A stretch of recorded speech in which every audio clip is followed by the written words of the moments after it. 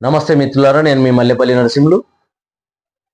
మొన్న వైకుంఠ ఏకాదశమి రోజున మా చిన్న అబ్బాయికి గౌరవ మాజీ ముఖ్యమంత్రి, తెలంగాణ తొలి ముఖ్యమంత్రి కేసీఆర్ సార్ గారు నా చిన్న కొడుకుకు నామకరణం చేయడం, మా కుటుంబ సభ్యులం మేమందరం చాలా ఆనందానికి అవధులు లేకుండా మేము చాలా ఆనందపడ్డాం.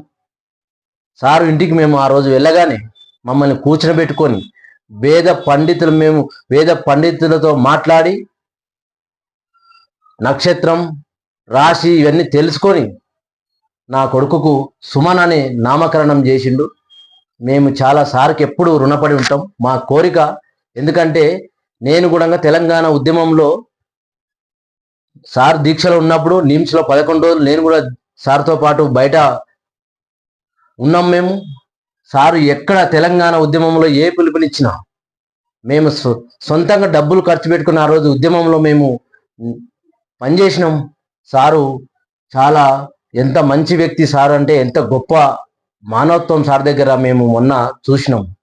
తెలంగాణ కోసం ఎంత యాతన పడ్డాడు, ఎంత గోసపడ్డాడు. తెలంగాణ వస్తేనే ఇక మన తెలంగాణ బతుకులు మారతాయని చెప్పేసి నిద్రలేని రాత్రులు ఎన్నో గడిపిన వ్యక్తి, ఏకైక వ్యక్తి తెలంగాణలో మహానుభావుడు కేసీఆర్ గారు. అట్లాంటి వ్యక్తిని పట్టుకొని కొంతమంది ఎందుకు మాట్లాడుతున్నారో ఆ విధవలకు అర్థం కాదు. వాళ్ళ కాంట్రిబ్యూషన్ లేదు తెలంగాణలో, అసలు వాళ్ళకు తెలంగాణకు సంబంధం లేదు. ఈరోజు మహానుభావుని పట్టుకొని పిచ్చి పిచ్చిగా మాట్లాడుతుంటే బాధేస్తుంది, దుఃఖం వస్తుంది. మిత్రులారా, కేసీఆర్ సారు గనుక పుట్టకుంటే,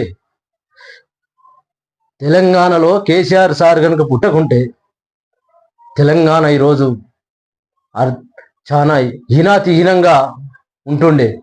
తెలంగాణ వచ్చిన తర్వాత ఛాలెంజ్గా తీసుకొని రైతాంగం కావచ్చు, 24 గంటల కరెంటు వితిన్ 6 నెలల్లో సాధ్యమైంది. సారు చాలా ఛాలెంజ్గా తీసుకొని, ఆంధ్రోళ్ళ ముందల పక్కోని ముందల మన పరుగు పోవద్దని చెప్పేసి చాలా ఛాలెంజ్గా తీసుకొని తెలంగాణను 6 నెలల లోపే 24 గంటల కరెంట్ ఇచ్చిన మహానుభావుడు కేసీఆర్ గారు.